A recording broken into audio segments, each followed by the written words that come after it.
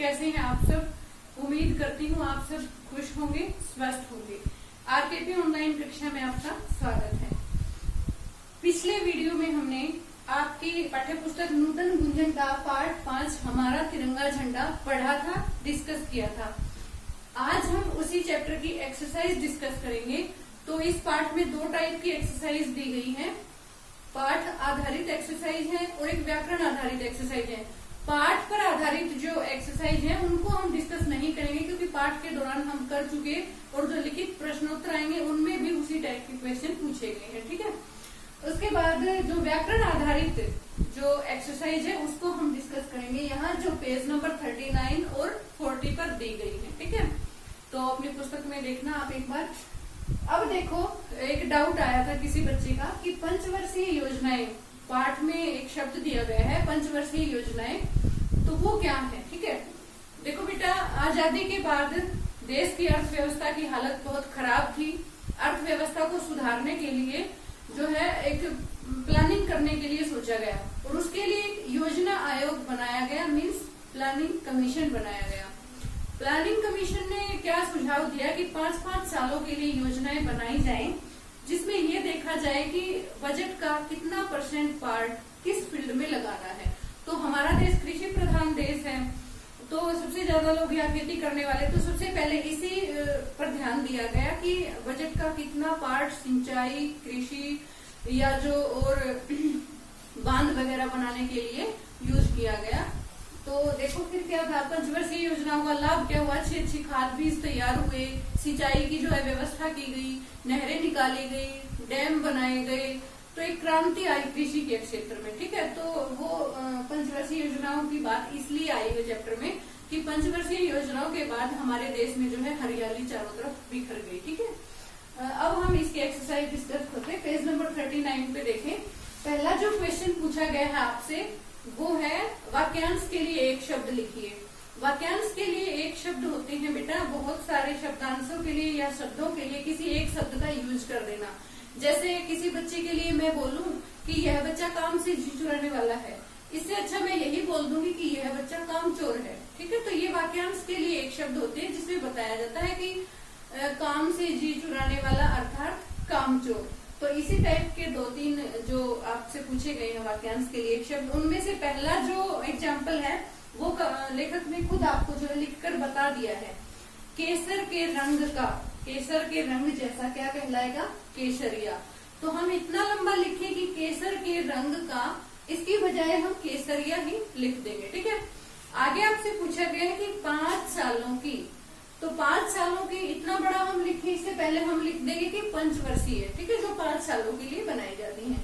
उसके बाद है 3 रंगों का, हमारा झंडा 3 रंगों का है, ऐसे थोड़े लिखेंगे हम सीधा यही लिखेंगे कि हमारा झंडा तिरंगा, ठीक है। तो उसके बाद देखो क्या है, ये 3 ही पूछे गए हैं। उसके बाद आपसे पूछ लिया समानार्थक शब्द लिखें। समानार्थक होते हैं सेम मीनिंग वाले शब्द, कुछ शब्द दिए गए हैं उनके हमने उन्हीं मीनिंग वाले जो है शब्द लिखने हैं। ये पर्यायवाची शब्द भी होते हैं, ठीक है। अब देखो आजादी, आजादी का समानार्थक शब्द पूछा गया है जो होता है स्वतंत्रता। उसके बाद शपथ, हम शपथ लेते हैं ना, प्लेज जिसको बोलते हैं, तो उसका समानार्थी यदि हम लिखें तो होगा प्रण, ठीक है, प्रण। उसके बाद सूचक, सूचक शब्द का पूछा गया है समानार्थक, तो क्या होता है, प्रतीक। जैसे हम लिखे कि हमारा तिरंगा हमारी राष्ट्रीय एकता का सूचक है, मीन्स प्रतीक है, ठीक है। उसके बाद दूसरा जो क्वेश्चन है उसमें आपसे विशेषण शब्दों से भाववाचक संज्ञा बनानी पूछी गई है। तो बेटा विशेषण शब्द होते हैं जो किसी भी संज्ञा या सर्वनाम की विशेषता बताते हैं, और भाववाचक संज्ञाएं क्या होती है, मन के भाव, ठीक है। तो पहला जो उदाहरण है वो कवि ने खुद समझा दिया कि बहादुर, बहादुर एक विशेषण शब्द है जो किसी भी संज्ञा या सर्वनाम के आगे लग के उसकी विशेषता बताएगा। उससे भाववाचक संज्ञा बना दी बहादुरी, मीन्स मन में बहादुरी का भाव होना, ठीक है।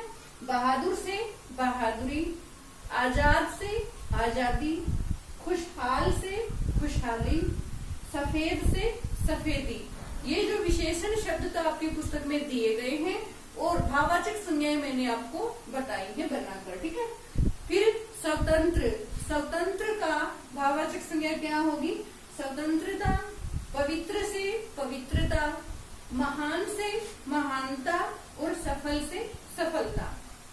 ठीक है, पहला क्वेश्चन था वाक्यांश के लिए एक शब्द लिखें और समानार्थक शब्द लिखें। दूसरा क्वेश्चन था विशेषण शब्दों से भाववाचक संज्ञाएं बनाइए। अब पेज नंबर 40 पे देखें आप, पेज नंबर 40 पे कुछ रिक्त स्थान दिए गए हैं। उन रिक्त स्थानों में देखो क्या है, विशेषण दे दिए कवि ने, लेकिन वो वहां पे अगर हम रखते हैं उनको तो वो गलत लगता है, क्योंकि हमने विशेषण शब्दों की भाववाचक संज्ञाएं बनाकर यहाँ पे लिखनी है, रिक्त स्थानों की पूर्ति करनी है। तो सबसे पहला जो रिक्त स्थान आपसे पूछा गया है वो है सभी जीव जंतुओं पर खाली स्थान करें। मीन्स आगे उसके ब्रैकेट में दयालु दे दिया, लेकिन दयालु हम वहां नहीं रख सकते क्योंकि वो विशेषण शब्द है, जबकि भाववाचक संज्ञाएं हमने इसमें भरनी है। तो दयालु से हमने भाववाचक संज्ञा बनाई दया, सभी जीव जंतुओं पर दया करें। ठीक है, फिर है महात्मा गांधी ने हमें पाठ पढ़ाया। किसका पाठ पढ़ाया?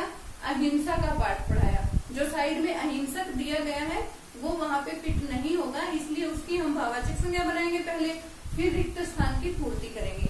उसके बाद है सब में प्यार बांटो। साइड में दे दिया प्यारा, प्यारा वहां पे हम नहीं रख सकते, तो उसकी भाववाचक संज्ञा बनाई पहले प्यार, सब में प्यार बांटो। फिर है राष्ट्रगान गाते समय चारों ओर शांति होनी चाहिए। ठीक है, फिर लास्ट में दे दिया परिश्रमी से ही हर व्यक्ति सफल होता है। परिश्रमी तो अपने आप में विशेषण है, वो तो यहाँ गलत लग रहा है, तो उसको हम पहले भाववाचक संज्ञा में बदलेंगे और फिर जो है रिक्त स्थान की पूर्ति करेंगे, अर्थात परिश्रम से ही हर व्यक्ति सफल होता है। उसके बाद जो फोर्थ क्वेश्चन आपसे पूछा गया है पेज नंबर 40 पे, उसमें रह के रूप पूछे गए हैं बेटा, रह के रूप। ठीक है, रह के वैसे 3 रूप होते हैं, लेकिन इस चैप्टर में 2 रूप डिस्कस किए गए हैं। एक तो ये वाला रह जो किसी भी वर्ण के पैरों में लगा होता है, और एक ये वाला रह जो किसी भी वर्ण के ऊपर लगा होता है। तो जो पैरों में लगा हुआ रह है, जो नीचे लगता है, उसको हम क्या बोलेंगे? उसको हम पदेन रह बोलते हैं। ठीक है, पदेन, पदेन रह। ये जो रह होता है ये स्वर सहित होता है। ठीक है, इसमें स्वर शामिल होता है। ठीक है, जब हम इस रह का वर्ण विच्छेद करेंगे तो देखो क्या लिखेंगे। अब प्र को ही लगा लो आप, प्र का हम वर्ण विच्छेद करने लग जाएं तो जिसके पैरों में ये लगा हुआ है वह आधा है, वहां हलंत आएगा, प्लस में र प्लस में अ, तो इसमें स्वर शामिल है। जो नीचे रह लगा हुआ होता है वो स्वर सहित होता है, और जिसके पैरों में लगा है वह वर्ण आधा होता है। ठीक है, और इसको हम पदेन रह बोलते हैं। ठीक है, पदेन रह। दूसरे टाइप का जो रह है वो ये ऊपर वाला रह है, जो ऊपर लगा होता है, ये होता है रेफ र।